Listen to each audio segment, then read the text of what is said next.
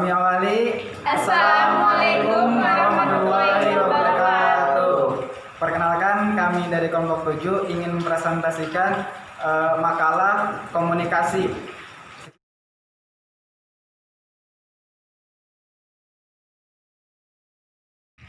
Oke, jadi ini kelanjutan dari video yang tadi, yang mana kalian pasti udah tahu. Yang pertama itu adalah cover makalah komunikasi. Di sini ada nama-nama ketua kelompok dan anggota. Ketua kelompok yaitu saya sendiri, Atus Badara, dan anggota Cynthia, Selawati, dan Dimas Bahtiar. Untuk yang selanjutnya, kita akan membahas kata pengantar. Di sini puji syukur kita panjatkan kehadirat Allah Subhanahu wa taala karena atas rahmat dan karunia-Nya penulis dapat menyelesaikan masalah ini. Adapun tujuan dari pembuatan makalah ini adalah untuk memenuhi tugas sekolah. Kayak teman-teman bisa lihat dari file yang telah kami kirim, dan di sini ada juga waktu dan tanggal pembuatan makalah tersebut serta penulisnya. Tenjo 31 Agustus 2020, penulis Atus Badara.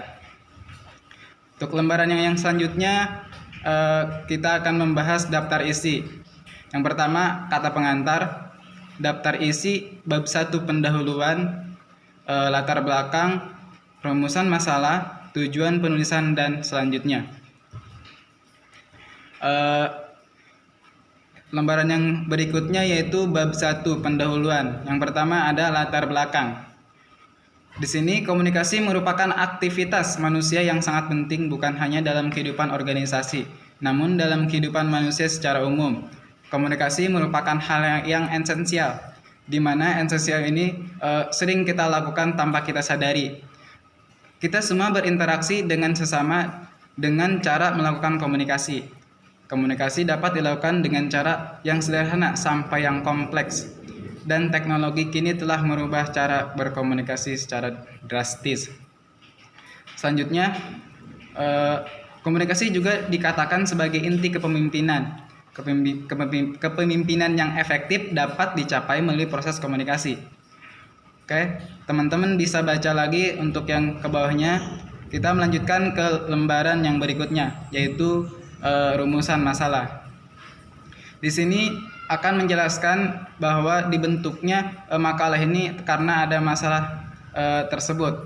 Yang pertama yaitu apa pengertian komunikasi, yang kedua apa saja media komunikasi, yang ketiga apa keuntungan dan kelemahan media komunikasi, untuk yang keempat apa prosedur dan format yang relevan dalam komunikasi bisnis, serta yang satu lagi nomor 5.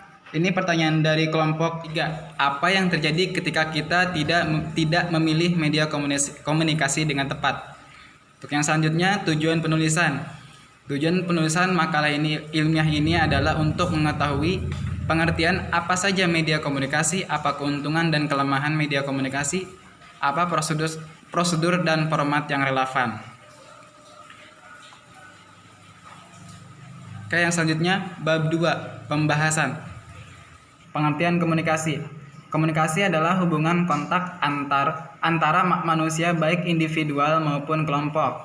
Dalam kehidupan sehari-hari, didasari atau tidak komunikasi adalah bagian dari kehidupan manusia itu sendiri. Manusia sejak dilahirkan sudah berkomunikasi dengan lingkungannya. Menurut beberapa pakar, yaitu menurut Ruslan, bahwa komunikasi merupakan alat yang penting dalam fungsi public relation. Selanjutnya ada menurut Supratpo, komunikasi adalah suatu proses interaksi yang mempunyai arti antara sesama manusia. Sedangkan menurut Ken Davis dalam bukunya Human Relation at Work adalah komunikasi adalah proses jalur informasi dan pengertian dari seorang ke orang yang lain. Oke. Untuk yang selanjutnya kita akan membahas media komunikasi. Media komunikasi berasal dari dua kata, yaitu media dan komunikasi, yang masing-masing mempunyai arti tertentu. Media adalah peralatan atau kegiatan yang menciptakan suatu kondisi sehingga memungkinkan seorang memperoleh keterampilan, pengetahuan, dan sikap. Wujud media bisa tulis maupun lisan, manual, elektrik ataupun elektronik, dan lain sebagainya. Media adalah alat atau sarana sebagai perantara. Adapun yang dimaksud media komunikasi adalah media yang dipergunakan dalam proses komunikasi untuk mencapai suatu tujuan. Selanjutnya ada fungsi media komunikasi, yaitu satu, alat untuk menyampaikan informasi, alat untuk menerjemahkan lambang komunikasi, alat untuk mempercepat dan mempersingkat penyampaian informasi, dan yang keempat, alat untuk menghibur, to entertain, dan mendidik, to educate. Menurut jenisnya, media komunikasi dapat dikelompokkan dalam tiga macam, yaitu satu, berupa audio, contohnya radio, telepon, tape recorder, dan sebagainya. Yang kedua, berupa visual, yaitu alat komunikasi yang ditangkap melalui alat penglihatan, contoh surat, transparansi, chat, dan lain-lain. Untuk yang ketiga, berupa audiovisual, yaitu alat komunikasi yang dilihat dan dapat didengar, misalnya televisi, VCD, dan lain sebagainya. Untuk yang selanjutnya, yaitu keuntungan dan kelemahan media komunikasi. Setiap alat komunikasi pasti mempunyai keuntungan dan kelemahan. Yang pertama, satu, media komunikasi umum adalah alat penyampaian pesan yang ditunjukkan kepada sasaran tunggal, kelompok, ataupun massa. Contohnya telepon, surat, telegraf, dan lain sebagainya. Untuk yang kedua, media komunikasi massa adalah alat-alat penyampaian pesan yang hanya digunakan atau ditunjukkan dalam komunikasi massa. Contohnya telepon, TV, radio, telegraf, brosur, plakat, pamflet, spanduk, dan lain sebagainya. Berdasarkan jenisnya ada 5 macam yang harus kita ketahui, yaitu nomor 1, surat brief adalah media komunikasi visual dalam bentuk tulisan yang dipergunakan dalam komunikasi antar personal atau individu. Untuk yang kedua, telepon.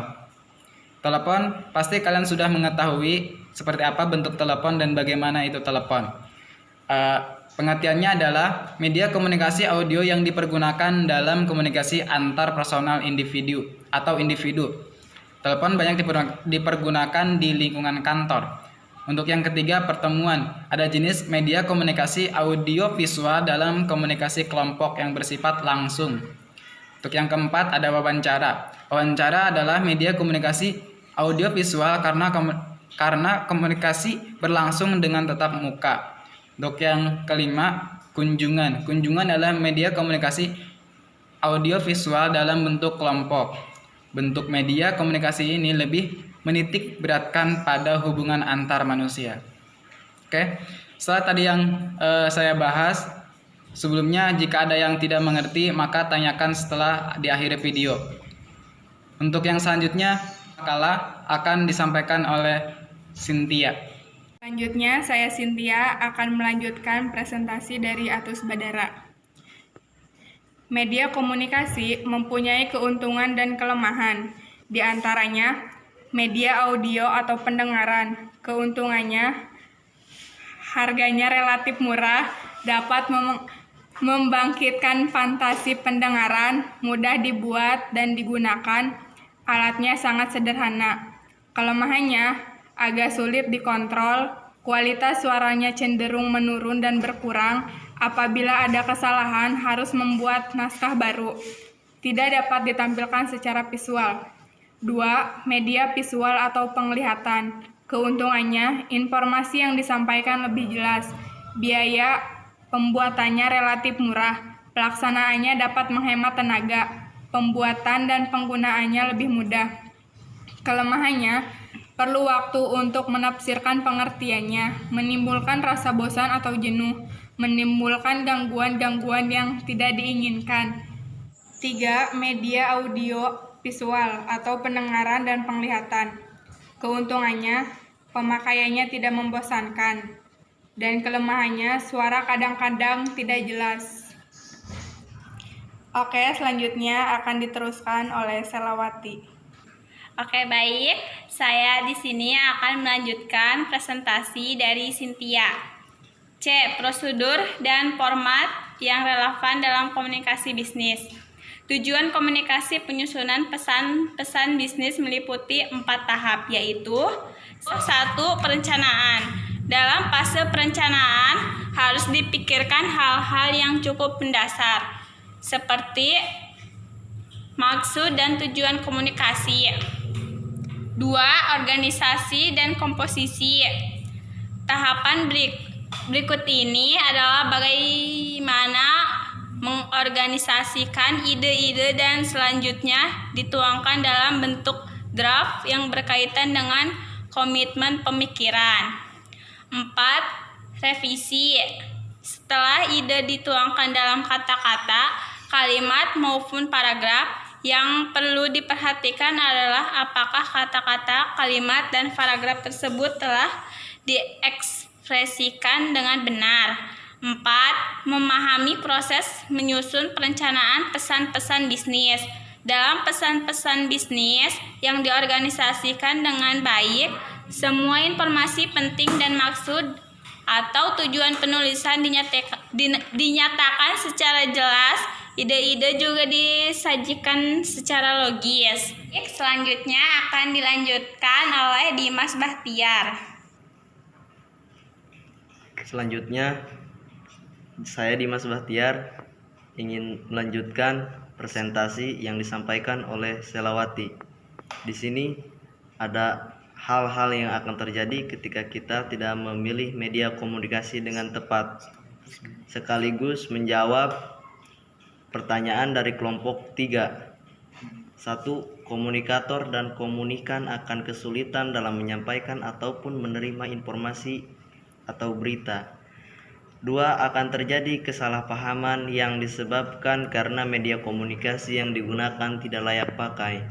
3. Menimbulkan efek tidak nyaman dalam menggunakan media komunikasi tersebut. 4. Pesan bahkan tidak dapat disampaikan ketika media komunikasi yang digunakan tidak tepat. Selanjutnya, bab 3 penutup. Ada kesimpulan. Secara garis besar, komunikasi adalah segala proses kegiatan antar dua orang atau lebih untuk berbagi informasi, ide, dan perasaan. Di dalam komunikasi pasti ada yang menggunakan alat atau sarana penyangga suatu komunikasi, yang dimana sebuah alat pasti mempunyai kelebihan dan kekurangannya, sehingga pemakai ditunjuk untuk lebih pintar lagi dalam memilih alat atau sarana tersebut. Selanjutnya, saran sebagai komunikator jika berkomunikasi hendaknya dapat menyesuaikan dengan situasi yang ada dengan komunikan, agar tidak terjadi kesalahpahaman antar komunikator dan komunikan, serta pilihlah sarana komunikasi yang mudah dipakai kedua belah pihak. Oke, baiklah.